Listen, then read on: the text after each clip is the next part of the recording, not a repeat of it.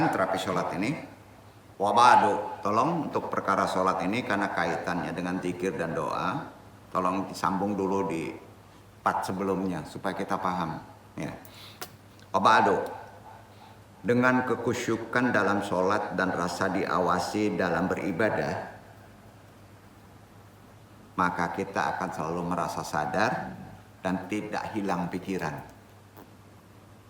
Banyak orang sholat itu hilang pikiran, Pak. Maka jadi halu. Ya, tahu halu? Timbul halusinasi. Ya. Sebab manusia boleh jadi merasakan sedih. Sedih kan ada. Sebab pikirannya kembali kepada kenangan buruk. Maka sedih. Sedih itu datang dari mana? Kenangan buruk. Ada di pikiran itu. Khususnya yang pernah dialaminya. Semua kena itu. Baik itu mu'alim, baik pun orang biasa. Ya, kena. Merasa khawatir karena memikirkan masa depan. Was-was itu namanya. Itu nggak perlu. Itu banyak mainan setan tuh. Ya. Kalau antum bener hari andar wakat sekarang, maka ke depan akan benar. Sering bablas orang sekarang nih. Belum terjadi udah cemas. Iya kan? Kehabisan calon suami, Pak. Cari yang enggak. Kucing dalam karung dipilih, peang. Ya, nggak bisa begitu. Jadi memikirkan masa depan yang penuh dengan ketidakpastian. Minta tolong siapa, Pak? Sholat. Ada terapisnya. Jadi aktivitas yang kedua dan dinilai ibadah serta berpengaruh pada kesehatan mental kita adalah berzikir kepada Allah. Kenapa? Sholat juga zikir, Pak. Makanya sholat nggak boleh lepas dari zikir. Sholat itu harus ingat Allah. Di situ letak khusyuk. Berzikir dan mengingat Allah itu kan menenangkan hati. Hal ini kan difirmankan oleh Allah. Arad ayat 8. Iqra iwan.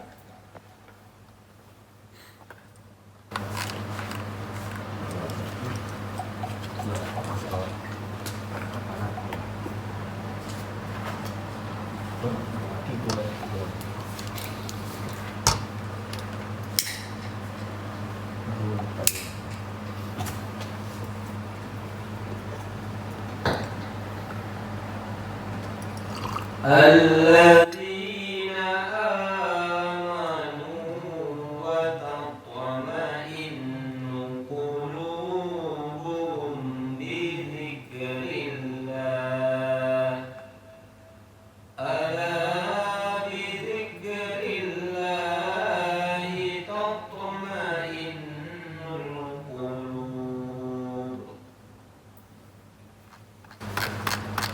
Yaitu orang-orang yang beriman dan hati mereka menjadi tenteram dengan mengingat Allah. Ingatlah, hanya dengan mengingati Allah lah hati menjadi tenteram. Pak, Arad ini bukan dizikir seperti kita, maksudnya sholat. Ayat ini asbabun nuzulnya terletak pada sholat. Banyak orang salah tuh. Ya, di Arad ini terletak pada sholat, karena sholat juga zikir. Ya, zikir atau sholat mengingat Allah dapat membuat hati kita menjadi tenang. Yakin kan difirmankan Allah kan? Iya kan? Kenapa nggak bisa tenang? Kurang diilmui. Dengan ketenangan bahasanya bisa disebut tumaktina. Yang ada di dalam mana, Pak? Ketenangan itu di jiwa, Pak. Di tubuh yang sifatnya latifah. Ya, bukan di kepala, bukan di pikiran. Ya. Maka kita dapat mengelola stres dengan baik, insya Allah. Di sholat, ujungnya apa? Naiknya tidak mudah marah, tidak memperburuk keadaan, tidak menjadi rumit dalam masalah. Tuh kerennya sholat Pak dalam konsep terapis. Sangat luas Pak maknanya. Ya. Bahkan dengan ketenangan yang bersumber dari sholat yang disebut zikir, mengingat Allah di sholat ada, kita dapat berlapang dada apabila mengalami suatu kehilangan. Karena hidup itu perlu penggantian. Tahu Pak? Betul? Maka perlu kehilangan. Dasarnya firman Allah Pak. Al-Hijr tuh 97, 99. 97, 98, 99. Kalau kehilangan tuh baca tuh. Supaya kita berilmu.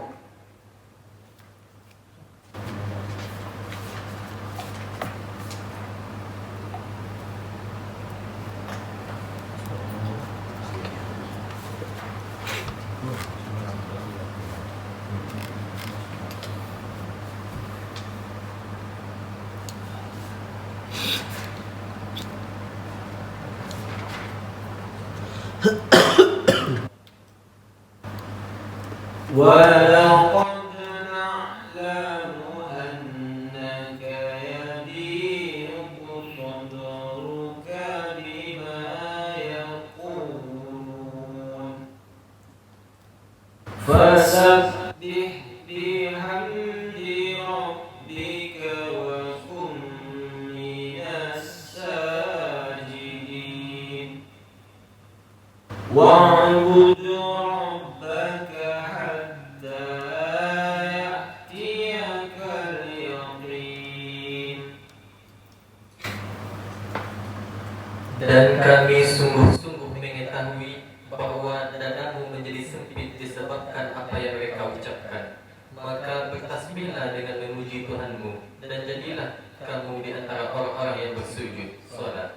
Dan sembahlah Tuhanmu sampai datang kepadamu yang diyakini. Sembah tadi maksudnya sujud. Berarti di sholat. Ya. Antum tafsirkan ya ayat ini, tapi antum nukil. Nggak mau tafsir sendiri lah. Ahlinya ya, antum nukil ya. At-Tafsirul Munir. Itu bukunya. Kalau ingin mendalami perkara ini, khusus di terapi. Juznya 14, halamannya 74, nomor sempit. Karangan Wahab Al-Juhaili. Banyak tuh bukunya Pak. Ya, silakan. Kata Nabi, gelisah. Ketika Nabi gelisah, ini kata Nabi ya. Ketika Nabi gelisah, Nabi juga bisa gelisah. Akibat cercaan orang, akibat fitnah orang, akibat dihina orang, bahkan dihina oleh umatnya, yang diucapkan orang-orang musyrik, khusus kepada Nabi, Allah memerintahkan Nabi melaksanakan beberapa hal supaya hatinya tenang, yaitu sholat 2 rakaat, beresin sholat 2 rakaat, tenangkan hati kamu. Niatnya udah jelas dia, menenangkan jiwa, menenangkan kolbu. Kemudian tasbih. Setelah sholat tasbih, bertasbihlah, memuji Allah. Kemudian tahmid. Kemudian sujud lagi setelah tahmid, tahu? Kemudian sujud lagi hingga antum pas duduk datang ajal. Sampai kamu mati. Lakukan itu. Bukan sujud langsung mati gitu. Nah, tafsirnya gitu. Nah, maka itu penyelesaiannya. Nah, udah paham ya maksudnya ya? Itu keren tuh tafsirnya tuh. Bener gak? Jadi kalau antum bermasalah dihina orang, ya, dicerca orang, dimaki orang, bahkan sampai giginya copot, apa Nabi lakukan? Sholat sunat 2 rakaat, lapor kepada Allah, kemudian tasbih, kemudian tahmid, sujud ditutup lagi. Ya, setelah sujud maka tenanglah dia sampai ajal. Keren nggak tuh Pak? Terapinya keren nggak?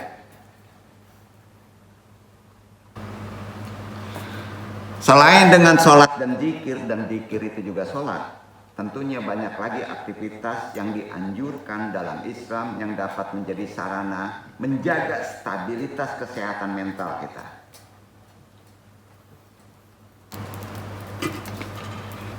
Misal,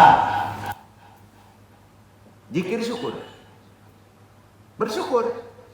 Alhamdulillah. Zikirnya alhamdulillah. Ya. Atas apa? Ada asbabnya syukur itu.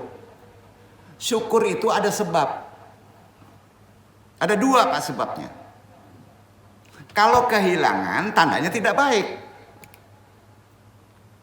Kalau dilebihkan tandanya ada kebaikan. Itu aja syukur Pak. Alhamdulillah. Jadi jangan pilih-pilih Pak. Antum kan hidup itu di bawah kontrol Allah. Yakin nggak? Jadi kalau antum dihina, dijatuhkan, alhamdulillah, berani nggak? Aduh, nah, ini dia nih Pak. Itu gunanya tasawuf. Jadi di sini syukur itu zikir atas nikmat yang telah Allah berikan sehingga kita menjadi hamba yang merasa cukup atas sesuatu yang kita miliki dan kita butuhkan, kaitannya dengan qanaah.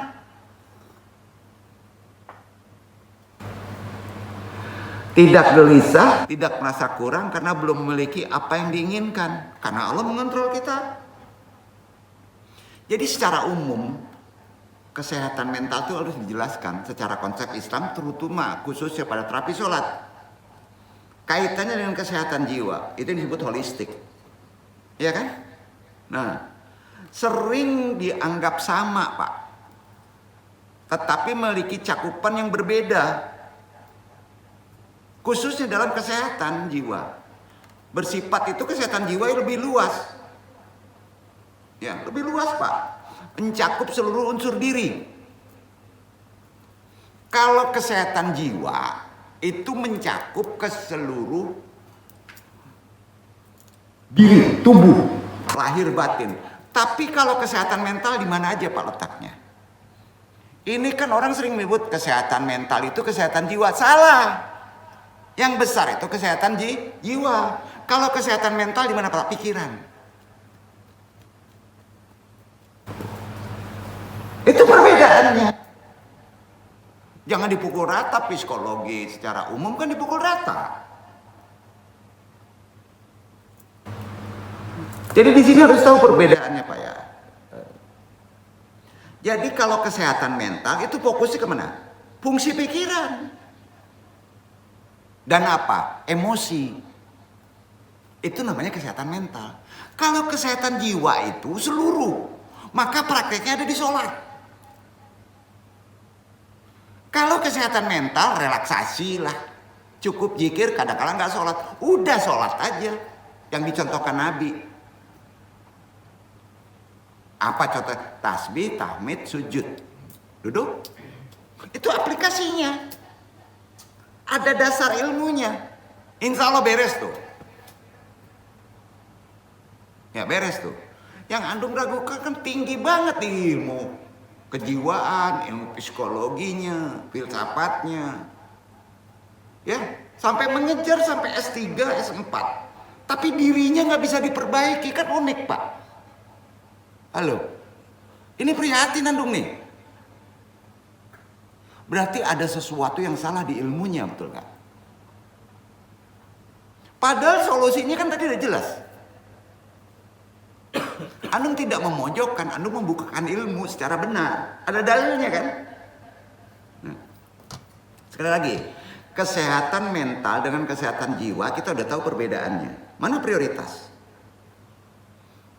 Udah kesehatan jiwa aja yang dipakai dengan metode Islami. Contohnya Nabi. Betul kan? Maka kesehatan mental otomatis beres tuh. Nah, kalau kesehatan mental yang digempur mahal. Mahal Pak, itulah ilmu. Jadi gini, kesehatan mental itu kaitan dengan fungsi pikiran dan emosi. Rincian perbedaan antara keduanya kita awali dari kesehatan mental. Umpama kita awali fokus utama pada proses berpikir. Disebut bahasa kerennya fungsi kognitif kan? Betul kan? Nah, kestabilan emosi kan? Itu kan, dioyak-oyak, bukunya tebal banget. Benar Pak? Dengan cara seseorang mengelola stres serta menghadapi tantangan sehari-hari, banyak benar ilmunya nih. Jadi, sedangkan pada kesehatan jiwa, nah perhatikan, itu memiliki arti yang luas, mencakup keseimbangan seluruh aspek kehidupan manusia, meliputi fisik, mental, sosial, hingga nilai spiritual, mendekat kepada Allah. Mau pilih mana Pak? Murah lagi. Mau pilih mana? Jadi yang namanya kesehatan mental itu berkaitan erat dengan kondisi psikologi. Benar? Kaitannya itu. Cara adaptasi seorang terhadap tekanan sosial. Tekanan lingkungan di sekitarnya. Caranya itu mental. Kalau antum tidak memakai kesehatan jiwa secara Rasulullah, hancur antum tuh. Terkurung di ketekungkung di situ. Itu kesalahannya. Sedangkan kesehatan jiwa, perhatikan, merupakan kondisi utuh yang harus kita praktekin di kehidupan sekarang tuh. Itu poinnya. Nah, silakan pilih. Mau keluar duit banyak atau mengikuti ke pola Nabi? Kan mesti dijelasin, Pak. Pakai kondisi utuh di mana seorang merasa tenang, bahagia, mampu menyadari potensi diri secara menyeluruh dalam hubungan diri sendiri juga orang lain. Insya Allah bisa tuh. Karena itu yang namanya gangguan jiwa. Kalau salah obat, gimana Pak? Banyak salah obat nggak? Katanya mau belajar terapi apa? Terapi Islam. Nanti yang kerennya tuh Pak ya, spesifikasinya ya Pak. Ada di terapi zikir. Jangan gampangin tuh. Itu udah mencakup seluruh dari 6 metode tadi. Di sana ada inabah, ada qanaah, ada puasa, ada sholat, betul kan? Nanti itu digabung letaknya mana tuh? Poin-poin yang harus dilakukan pada kehidupan. Insya Allah. Itu ada 4 bab tuh. Jadi kalau ingin mendalami, buka deh, bagikan, kasih pengertian. Antum tidak perlu tinggi-tinggi ke sekolah kedokteran, Pak. Karena segala penyakit itu, yang mahal itu mengikuti robotnya. Padahal inti robot itu bergerak karena ada energi itu pada jiwa, betul kan? Itu yang kita gempur. Dan Islam menatanya. Jiwa itu kondisinya utuh, Pak. Kesana larinya kita. Menjadari potensi diri secara menyeluruh dalam hubungan diri sendiri maupun orang lain. Karenanya yang namanya gangguan jiwa adalah gangguan mental. Digempurnya kemana Pak? Jangan di pikiran. Yang berasal gangguan mental itu dari gangguan otak. Ditandai oleh terganggunya emosi. Itu poinnya. Boleh tanya sama ahlinya deh. Ya. Proses berpikir, perilaku, persepsi, penangkapan panca indera yang dapat dinilai dari penampilan, dinilainya ya. Orang sakit jiwa itu bisa dilihat penampilan, tingkah laku, postur, sikap, cara berpakaian, kebersihan diri, hubungan dengan orang lain. Bisa dilihat tuh. Islam ngajarin tuh. Ya, bisa terlihat Pak. Bahkan cara bicara, berbahasa, suasana hati, daya nilai sosial, ekspresi wajah bisa dilihat. Jadi yang namanya sehat, menurut Islam, yang namanya sehat adalah suatu keadaan yang berjalan normal baik fisik juga ruhani. Itu sehat Islam. Banyak orang sehat, badannya bagus, posturnya dicetak, ya. Pola berpikirnya ngaco Pak, pakai gewang. Jalannya malenggo. Nggak bingung Pak. Akan kacau Pak. Melambai gitu. Pening Pak. Itu jiwanya tuh yang kacau tuh. Makanya nggak sempurna pengobatannya. Jadi begini, baik fisik, jasmani, rohani itu penting. Dan Islam menatanya untuk menyehatkannya. Sedangkan pada gangguan jiwa disebabkan oleh faktor stresor. Stresor itu gangguan. Contoh, gangguan jiwa yang ringan itu seperti apa Pak? Marah, menangis hampir bersamaan. Marah, nangis. Marah, nangis. Sama bantal bisa marah dia. Itu gangguan jiwa nggak? Nah, hati-hati Pak. Hati-hati orang yang kuat perasaannya, khususnya kaum hawa. Saat Anda tidak bisa mengendalikan emosi, memang sulit. Nung akui kalau nggak tahu ilmunya sulit. Membedakan sebelum dilakukan penilaian yang menyeluruh. Antum lari ke dokter spesialis kejiwaan, dokter spesialis kejiwaan. Yang digempur mana Pak? Dinafikan tuh pikirannya dengan bius. Beres nggak? Islam ngajarin dengan 2 rakaat, ya sudah. Itu apa lagi Pak?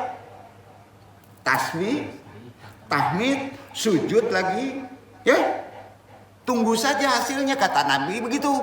Sampai mati antum akan aman. Hebat nggak? Mahal tuh.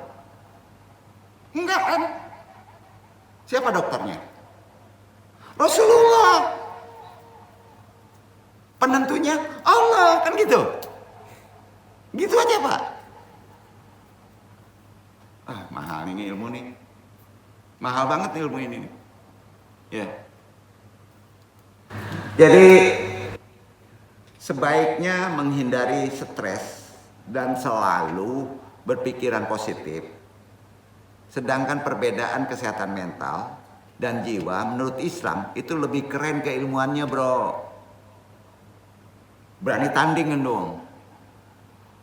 Coba antum misalnya ketagihan nazar, narkoba. Obati ke dokter spesialis kejiwaan. Udah bayar mahal, besok malengah, ngelek lagi. Dijamin. Coba ke Inabah Pak. Coba aja. Banyak yang berhasil? Alhamdulillah. Jadi gini, Islam itu udah murah kok masih banyak menjauh ya, nggak keren katanya ya. Jadi ada orang sekarang tuh berobat itu lifestyle-nya harus tinggi Pak. Mahal. Menurut Islam itu keren Pak ilmunya deh. Khususnya di terapi sholat ya. Belum kejikirnya nih. Belum inabahnya. Mengatasinya terletak pula pada kecukupannya. Mengatasinya berdasarkan kecukupannya. Di mana kesehatan mental berfokus pada fungsi penyesuaian diri, pikiran, dan emosi banyak. Sedangkan jiwa, nafs, ruh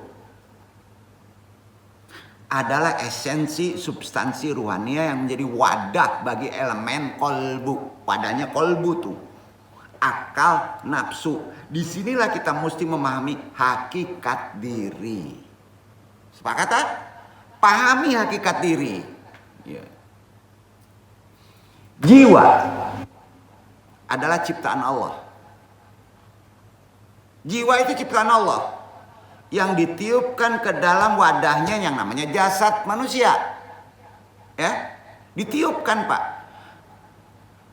Berfungsi sebagai nyawa dan pusat kesadaran eksistensial. Ya. Karenanya jiwa manusia pun bertingkat-tingkat, bermakom, ada derajatnya. Jiwa itu ada makomnya. Ya, ada derajatnya. Ini terdapat di Quran, memiliki gradasi kondisi seperti nafsu amarah, mendorong pada keburukan, nafsu lawamah, suka mencela, menyesal, hingga nafsu mutmainnah, jiwa yang tenang yang diridhoi, kamilah. Betul kan? Jadi jiwa itu ada makomnya di Islam kan?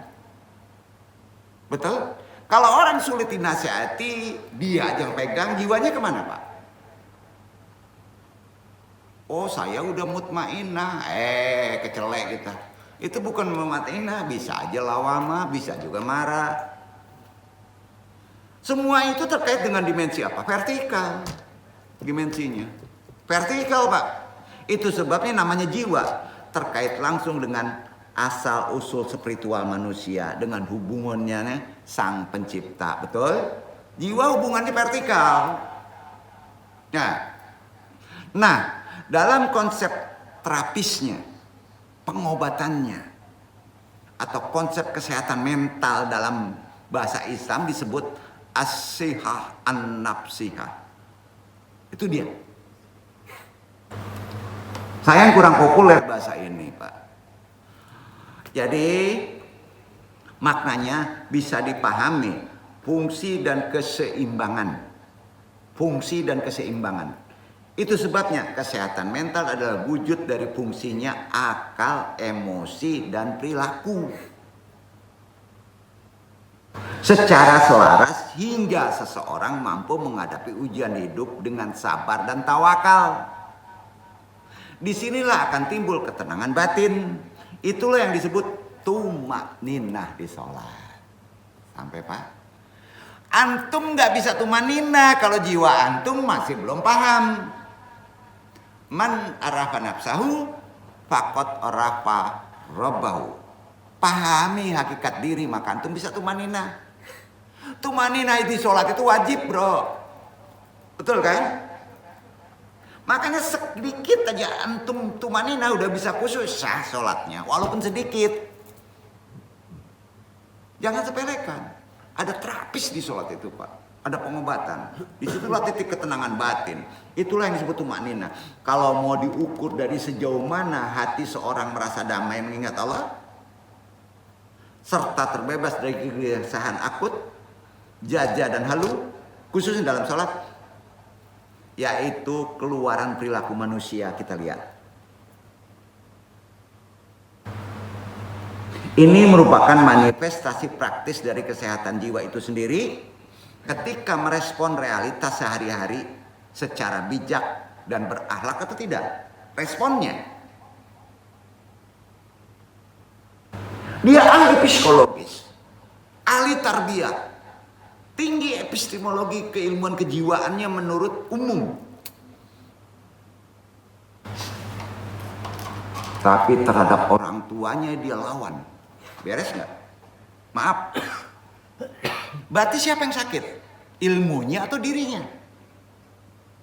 Koreksi sholatnya. Sepakat ya? Ya. Karena dia sering jaja dan halu. Keluar perilakunya itu. Terlihat Pak.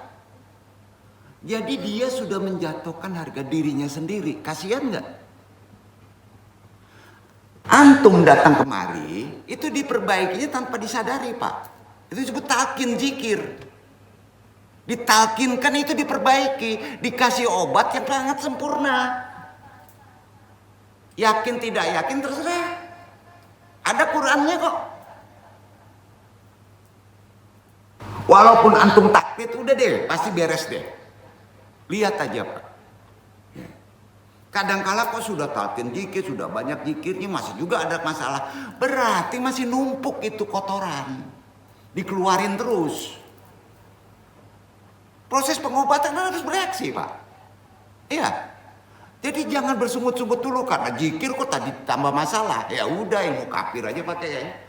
Bius aja. Kan kacau nih. Karena ada yang ngomong kayak gitu kan bahaya itu. Ya. Jadi respon realitas sehari-hari perlu kebijakan, perlu akhlak yang baik. Itu sebabnya Ibnu Sina. Nah, kita nukil ya ilmunya ya. Syiah atau Sunni? Tunggu dulu nih, Ikhwan Fauzin aneh boleh nyebut ini. Nggak boleh dibahas, kita ambil ilmunya. Bener kan? Karena ilmu tinggi itu ada di Syiah. Jangan dibahas itunya, jangan. Khilafiyah tuh, nggak perlu. Ilmunya yang kita pakai. Ya. Ahli kedokteran modern kalau nggak bersandarkan ke dia nggak akan beres. Muslim dia. Dikaji pula Syiah atau enggak Syiahnya. Nenek bin ajaib. Kita kan ambil ilmunya. Dia juga manusia kok, ada salah, ada tidak salah. Apakah dia sudah menjadi sadar atau tidak? Wallahu alam. Allah yang tahu kok. Bener kan? Nggak perlu dikaji. Walaupun itu kucing, kalau itu nunjuki baik, ambil kucing tuh guru. Paham? Ibnu Sina memiliki teori mapan tentang jiwa. Kalah Arabi itu Pak. Kalah Al-Ghazali loh Pak. Sungguh. Mapan banget ilmu jiwanya itu. Ilmu ke pangkal. Bukan ke mental. Mental itu guru. Ya. Dalam hubungannya dengan fisik. Mateng dia. Yang tidak sama dengan Aristoteles dan Plato. Ah, ini Aristoteles Plato yang digedein. Belajar pula ngajarin orang Islam. Akan bingung Pak. Ah, ini kacau nih nanti murid-muridnya nih. Beda jauh Pak, beda jauh. Oh. Semua teorinya tentang nafs atau jiwa dituangkan dalam naskah kuno yang dipelajari sebagai referensi utama bidang psikologi sampai saat kini, benar gak? Di antara karya fenomenal Ibnu Sina, apa Pak? Psikologi Islam, itu fenomenalnya. Kalau Al-Hikam itu cenderung ke hakikat. Sukandari kan, beda lagi fenomenalnya ke sana. Kalau Ibnu Sina itu yang fenomenal, kitabnya adalah Psikologi Islam. Buku ini merger 2 kali, kitab berjudul awalnya adalah Ahwal Al-Nafs. Yang kedua, Syalash Rasyail An-Nafs. Kita coba isi kitabnya ya. Pelan-pelan. Karena kaitannya di sini nih. Gini, secara singkat aja, jiwa bagi Ibnu Sina adalah hal yang penting untuk diketahui. Kaitannya dengan man arafa rabbahu tadi tuh, ya. Karena di dalamnya jiwa itu ada apa Pak? Ada jejak Tuhan. Kalau ingin melihat jejak Tuhan itu, pelajari ilmu jiwa. Itu kata Ibnu Sina. Hal ini terdapat dalam hadis. Man arafa nafsyah, arafa rabbah. Kan gitu. Siapa yang mengetahui jiwanya, dia mengetahui Tuhannya gitu. Ada yang menyebut hadis, ada yang tidak menyebut hadis. Wallahu alam, bahasanya keren. Benar kan? Nggak usah dikaji. Ada pula perkataan ulama tasawuf masyhur. Populer. Man la yastati'a an yara fi ruhuhu. Lan yastati'u an yara fi khaliqah. Siapa yang tidak mampu mengenal jiwanya, ia tidak akan mampu mengenali penciptanya. Sama, hampir sama, tapi lebih detail. Yang kedua, di konsep tasawuf tadi, manusia hidup adalah kolaborasi 2 entitas tadi, yaitu badan dan jiwa, betul? Fisik dan jiwa. Jiwa manusia walaupun inherent, paham ya? Jiwa manusia walaupun inherent merupakan satu unit tersendiri yang sebenarnya terlepas dari badan. Pusing nggak? Nggak ya? Sebenarnya terlepas dari badan. Jadi Allah itu melihat bukan badannya, jiwanya, bahasanya bisa begitu. Ya, jiwa atau nafs bahasa Qur'annya itu substansi immaterial yang menjadi penyebab gerak. Jiwa Pak, gimana gerak? Kalau nggak ada jiwa nggak bisa gerak Pak, kan gitu ya. Dan mengendalikan aksi tubuh itu jiwa. Sakit atau tidak sakit itu jiwa. Jiwa dan badan disatukan hanya untuk kepentingan mengarungi hidup di atas dunia saja. Jiwa dan badan itu disatukan hanya untuk kepentingan hidup di dunia saja. Di dimensi lain yang nggak ada tuh apanya Pak? Nah, udah jangan dikaji, belum sampai kita. Jangan dikaji Pak, nanti alahut lagi. Ya. Meskipun kedua saling membutuhkan, bahasanya sinergis antara jiwa dan badan kan saling membutuhkan tuh, sinergis.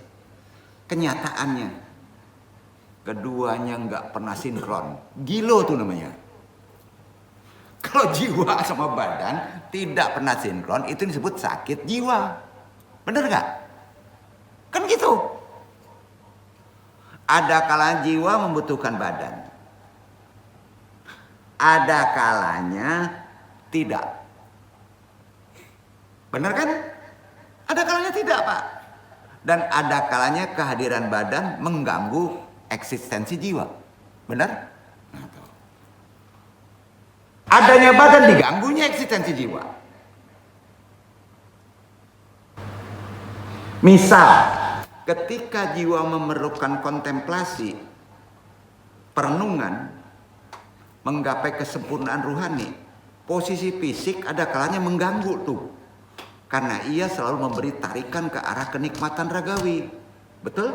Bahasanya gitu. Ya. Jadi yang namanya badan atau raga adalah pengusung jiwa, atribut jiwa. Bukan esensi. Ya, ingat. Jangan itu yang diperbaiki kalau sakitnya jiwa. Kan aneh. Tetapi sebaliknya, jiwa mengusung badan. Nah, jangan dibalik. Yang benar itu jiwa itu yang mengusung badan, bukan badan mengusung jiwa. Makanya di luar badan ini ada aura, Pak. Aura itu nggak di dalam. Cuman mata indrawi nggak ngelihat. Jadi kalau tanya badan itu di dalam jiwa. Karena jiwa mengusung badan. Jangan dibalik. Paham ya? Meski secara faktual badan adalah carrier. Itu epistemologi tuh. Ya. Tetapi sebenarnya ia hanyalah konstruksi fisik yang sangat lemah. Kalau nggak ada jiwa lemah dia. Sangat lemah. Ingat badan antum itu lemah banget. Sangat lemah. Tidak berenergi, bahkan bisa mati. Itu sifat raga. Setuju? Setuju ya? Itu sebabnya andaikan tubuh manusia itu mesin, umpama dia memerlukan apa Pak mesin itu? Daya, bahan bakar. Secara harfiah itu yang disebut bahasa terapis kejiwaannya, kuah. Bukan petralit, namanya kuah, bahan bakarnya kuah itu. Kalau secara ma'rifat bisa di ruh.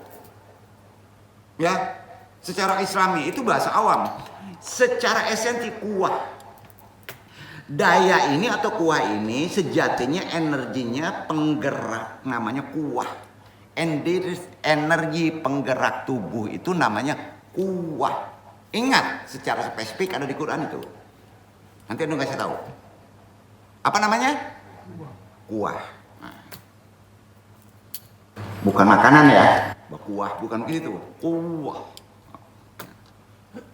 Itu energi penggerak badan. Bagi semua aksi humanistik. Aksi humanistik itu. Ya. Mulai dari pemikiran, perbuatan, denyutan tak tersadari dalam diri manusia. Itu kerja kuah tuh. Kuah itu terbagi dua.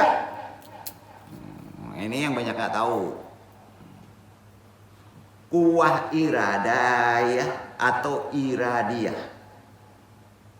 Pertama, kuah iradiyah.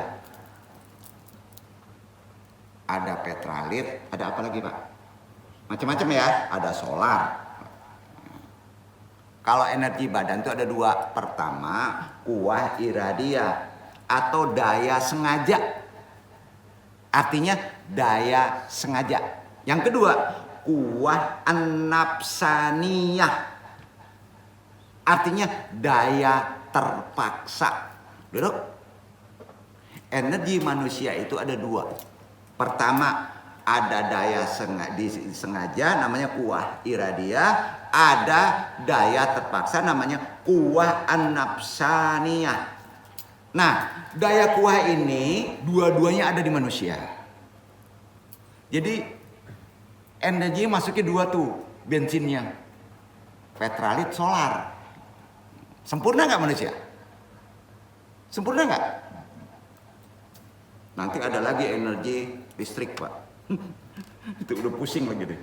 Jadi gini, kuwah ini yang tertinggi selalu berada pada mursyid. Namanya mursyid, mursyidun. Itu tinggi kuwahnya tuh. Karena saringannya bagus. Ya. Mursyidnya syaratnya harus tersembunyi. Nah ini susahnya nih. Itu bahasa secara secara terapis atau cara inabah namanya membehit. Apa namanya? Kalau tersembunyi itu membehit. Pada seseorang kalau ada itu biasanya melalui kodrati nasab. Cari orang seperti itu. Cari. Dung saranin cari. Ya. Karena hanya beliau yang bisa mencargernya kepada kuwah yang lemah. Paham nggak? Itu yang disebut wakil talqin. Nggak sembarang aja Pak.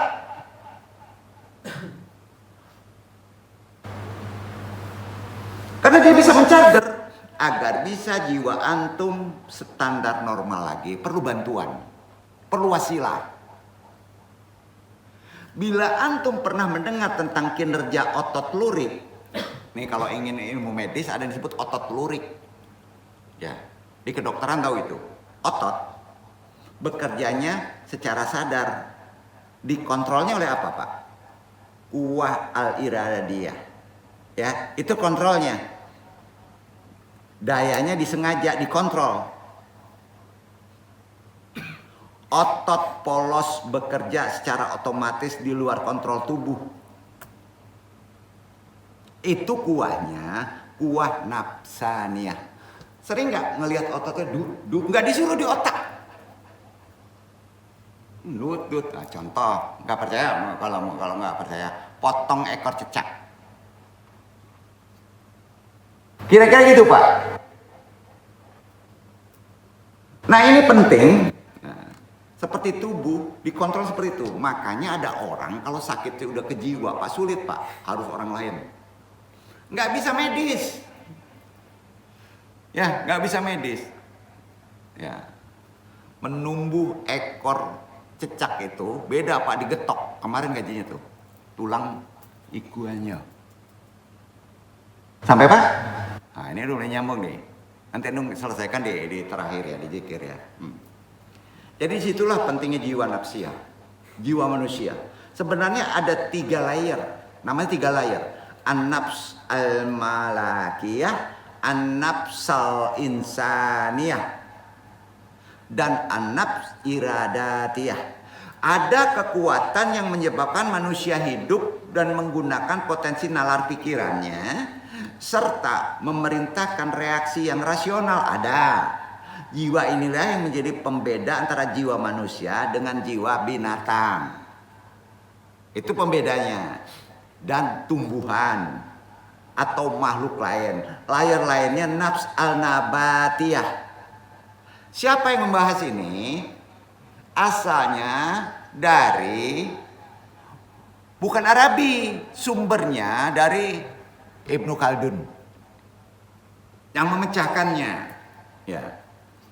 Ada nafs al-hawaniyah, ada nafs nabatiyah, pertumbuhan. Kalau nafs al-hawaniyah itu namanya energi naluri, ada di manusia itu. Karenanya menjadi salah penyamaan 3 jiwa tersebut dengan sebutan ruh. Jadi salah, Pak. Hati-hati, Pak, ada perbedaan. Paham demikian akan menjadi rawan salah pengertian. Itu sulitnya. Maka belajar di kitab Ibnu Sina, Pak, dalam terapi harus belajar ke situ. Ya. Karena pas kita menterapis, kita tahu arahannya mesti kemana. Ya. Yang mesti disasar mana. Masing-masing layer itu disebut surah. Apa? Surah. Atau figur. Itulah figur yang diperbaiki. Pada manusia sering mendengar figurnya gini. Itu yang diperbaiki. Ya, figurnya. Ketiganya secara integratif disebut kesempurnaan. Maka Allah menyempurnakan kamal kepada manusia. Itu harus seimbang. Ya, harus seimbang. Karenanya dalam jiwa manusia ada yang disebut al-nafs al-malakiyah. Kemalaikatan. Terdapat software-software yang bekerja. Ya. Sesuai fungsinya masing-masing. Ini disebut al-his. Apa namanya? Al-his. Misalnya daya fantasi. Satu tuh larinya, daya fantasi itu. Disebut al-his al-mustarak. Daya khayal disebut al-his al-musyawariyah.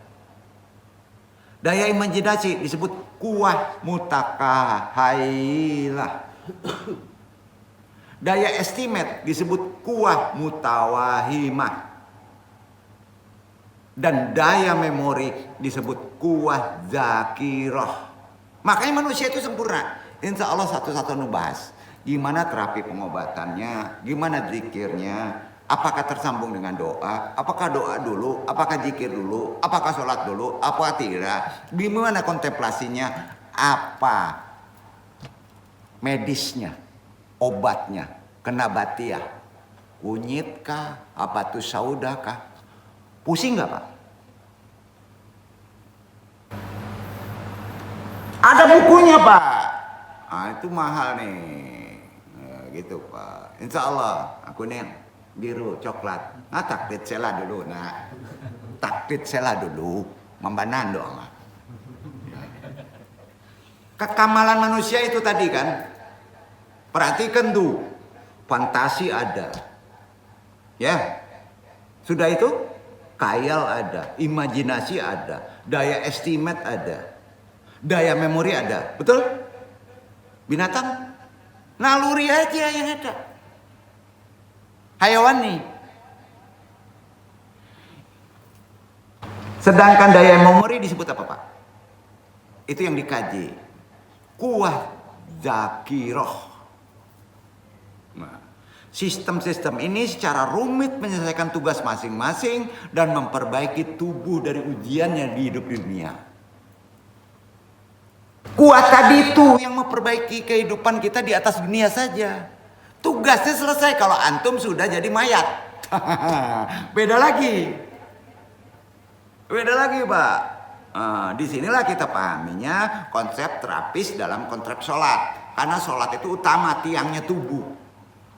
Ya, jadi di sini insya Allah terintegrasi membentuk sebuah sistem berkinerja kompleks di tubuh itu harus dikontrol. Misal, ketika panca indera menangkap sebuah objek, ya, lanjutkan ya. Hasil capture-nya itu oleh mana dulu? Jiwa ditangkap sebagai input material partikular. Aduh, pusing nih. Ini yang aneh pula yang nangkap nih. Halu pula nanti. Jangan ya, pelan-pelan ya. Gambaran yang ditangkap hanya proyeksi bayangan mati. Karena apa? Itu masih mati Pak. Kalau halu masih mati. Jangan hidup. Karena belum dilengkapi informasi terperinci data itu yang disimpan, diidentifikasi, ditambahkan kelengkapannya terus-menerus dari pertanyaan antum pada fatwa kolbu. Kalau antum gak bisa fatwa kolbu, nggak akan hidup tuh. Antum akan halu aja, padahal itu masih mati. Hati-hati, manusia itu bisa menciptakan dari yang mati menjadi hidup. Dengan fatwa kolbu. Aduh, ini bahaya juga nih ngomongnya. Ustaz Fauzi sama pinter nih. Kacau nih. Tapi nggak apa-apa. Lanjutkan dulu. Tolong tuntaskan, anu minta sampai zikir ya. Sampai zikir ya. Mudah-mudahan ini menjadi pemahaman kita, menjadi referensi kita untuk menghadapi kehidupan. Ya. Jadi ingat ya. Jangan halu, harus dilengkapi informasi dari fatwa hati. Lalu diidentifikasi, ditambahkan kelengkapannya terus-menerus. Misalnya, seorang melihat bara api. Dia bisa melihat wujud fisik bara api kan? Betul kan? Dan entry itu tersimpan dalam apa Pak? Memori. Tetapi orang yang baru pertama kali tahu bara api belum bisa memberikan makna terhadapnya. Belum tahu makna bara api itu bahaya atau tidak. Setelah apa Pak? Setelah dari kebodohannya dipegang. Betul? Benar? Tapi kalau mendalami ilmu-ilmu kejiwaan tadi secara islami, antum sudah tahu ilmunya, tidak akan berani memegang. Itu dia. Sebelum dapat memberi makna, maka individu belum dapat mengidentifikasi manfaat atau bahaya dari objek tersebut. Sepakat? Sepakat. Jadi pengamatan yang sempurna apabila data-data tentang objek telah disimpan oleh kuwah yang ada di tubuh antum. Pengamat, pengenalan, identifikasi objek diproses dalam layar nafs al-hayawaniyah. Ada di kita. Di sana layarnya. Tak hanya manusia. Ini juga ada di binatang. Karenanya bisa membedakan banyak hal binatang tuh. Sama. Kita kan manusia ada hayawaniyahnya. Ada kehewanannya. Misal ada binatang lain berbeda jenis, tahu nggak? Tahu kan? Sesama jenis tahu kucing kan? Nggak mungkin kucing ngejar-ngejar ayam. Nggak mungkin Pak. Beda koloni itu. Dia terlalu mencari ke satu koloni kan? Itu siapa kalau nggak Allah yang taruh? Nafs hawayaniyah itu ada di manusia. Sangat sempurna. Jadi kalau manusia nggak tahu mana siapa, mana jin, mana setan, goblok. Maaf. Berarti dia nggak mengilmuinya secara konteks ruhani yang sebenarnya. Kejiwaannya duduki. Ini semua hasil kerja daya imajinasi retentif. Imajinasi retentif tuh. Itu yang disebut kuwah mutakahayilah. Dan daya estimasi yang disebut kuwah mutawahimah. Itu sebabnya setiap manusia mukmin, bukan muslim, mukmin, dapat melakukan mi'raj kepada Allah. Namanya Pak? Pada sholatnya. Karena sholat adalah mi'rajul mukminin, bukan mi'raj muslim. Berat dengan badan hawayaniyah. Mi'raj kepada Allah melalui sholat. Ini kan sesuai sabda Rasul. As-sholatu mi'rajul mukminin. Sholat adalah mi'raj seorang mukmin. Karenanya dalam peristiwa Isra Mi'raj, Nabi Muhammad SAW bertemu langsung dengan Allah untuk menerima perintah sholat. Karenanya sholat adalah peristiwa istimewa yang mengabadikan dialog antara Allah dan Nabi Muhammad SAW. Jadi ketika Nabi Muhammad sampai di Sidratul Muntaha, terdapat cahaya yang tak terhingga. Malaikat Jibril berhenti. Nggak bisa terus. Karena nggak sempurna. Badannya nggak sempurna. Karena tidak diundang. Karena tidak disempurnakan. Dan tidak dapat masuk. Sebab melangkah lebih jauh. Terbakar malaikat Jibril. Kita enggak. Kita diundang sama Allah mendekat. Sedekat-dekatnya. Sebaliknya, Nabi Muhammad dapat melanjutkan perjalanan karena memiliki undangan khusus dari Allah, disempurnakan kamilah badannya. Itu sebabnya sholat adalah mi'raj seorang mukmin, cara kita bertemu Allah. Jadi dalam sholat ada terapis, terdapat bacaan tasyahud.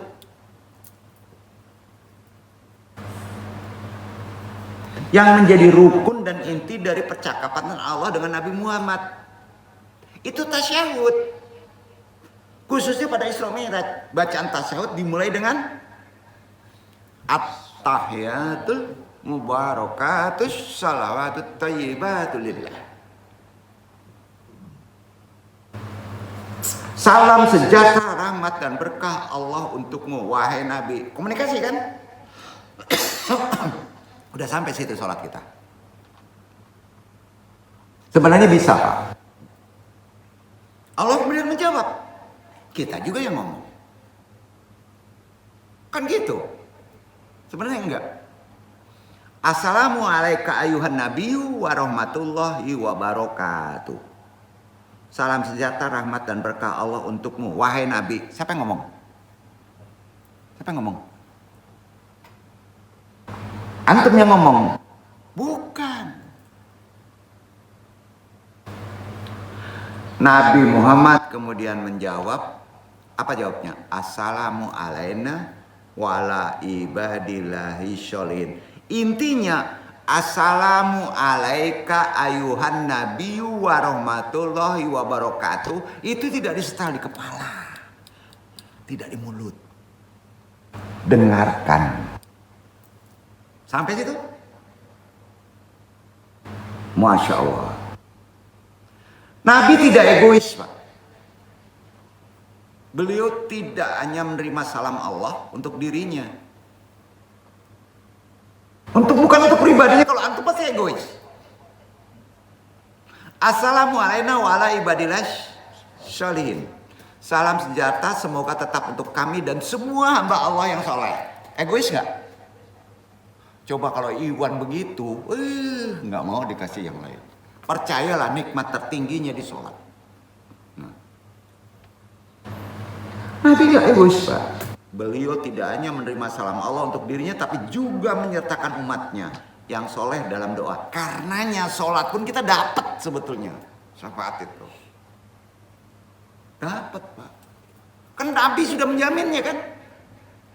Itu sebabnya fadilah orang yang mengerjakan sholat secara benar memiliki ganjaran yang besar, setara dengan ibadah haji dan umroh, terutama bagi mereka yang melaksanakannya dengan khusyuk dan ikhlas.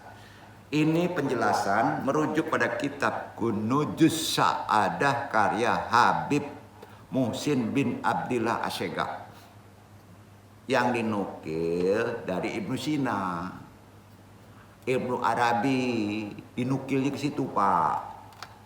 Memuat kata mutiara dari Habib bin Muhammad Al-Ahbsi, man qara'a tahiyatul mubarakatus salawatut thayyibatul lillah fi sholati kan lahu azuratin hujatu wa umratin.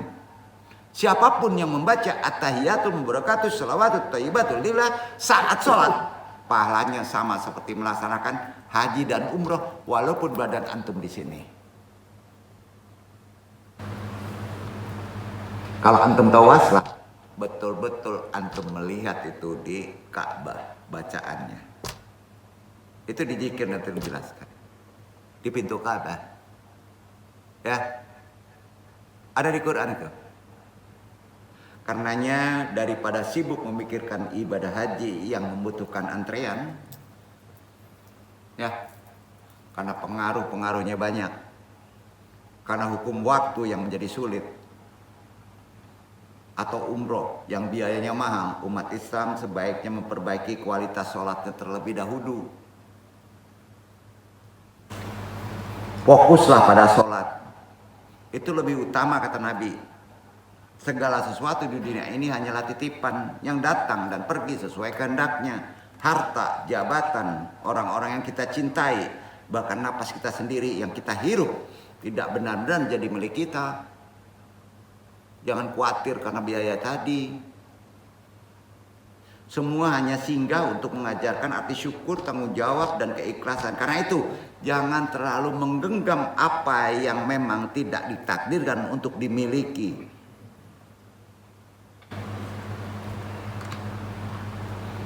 Nikmati saat ia ada. Syukuri kehadirannya. Belajarlah mengikhlaskan ketika waktunya tiba. Sebab hati yang memahami bahwa dunia hanyalah tempat singgah akan lebih tenang menghadapi kehilangan. Dan lebih bijaksana dalam menghargai setiap anugerah. Tidak semua doa bisa dijawab. Perlu ilmu. Dengan cara yang kita harapkan. Tidak semua doa dijawab dengan yang kita harapkan. Dan tidak semua rencana berjalan sesuai keinginan kita. Tidak. Ada kalanya jalan yang kita susun berubah arah. Bukan karena Allah mengabaikan harapan kita, bukan. Melainkan karena Dia mengetahui apa yang tidak mampu kita lihat. Di balik setiap takdir selalu ada hikmah yang sering baru dipahami setelah waktu berlalu. Itu konsep sabar.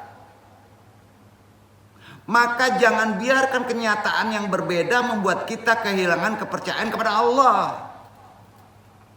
Jangan. Bukan mukmin antum. Tetaplah ikhtiar, berdoa, tawakal, ilmui. Sebab ketika keinginan tidak terwujud, bukan berarti Allah berhenti menyayangi kita, bukan. Bisa jadi Dia sedang mengarahkan kepada kita sesuatu yang lebih baik, betul? Memang itu. Lebih tepat, lebih membawa keberkahan daripada yang pernah kita rencanakan. Wallahu a'lam bishawab. Kita tutup kaji psikoterapi sholat ini, kita kuatkan pada zikir. Mudah-mudahan kita masih diberi waktu. Paham ya? Jangan dipaksa pengertian tadi. Kalau ingin mendalami konsep-konsep terapis tadi, silakan ada bukunya tadi referensi saya sudah menjelaskan. Nanti Anda kuatkan pada terakhir penutupan, ada 4 bab terakhir ya. Mudah-mudahan sampai Sabtu kita masih diberi waktu. Pak Edu Andong, wassalamualaikum warahmatullahi wabarakatuh.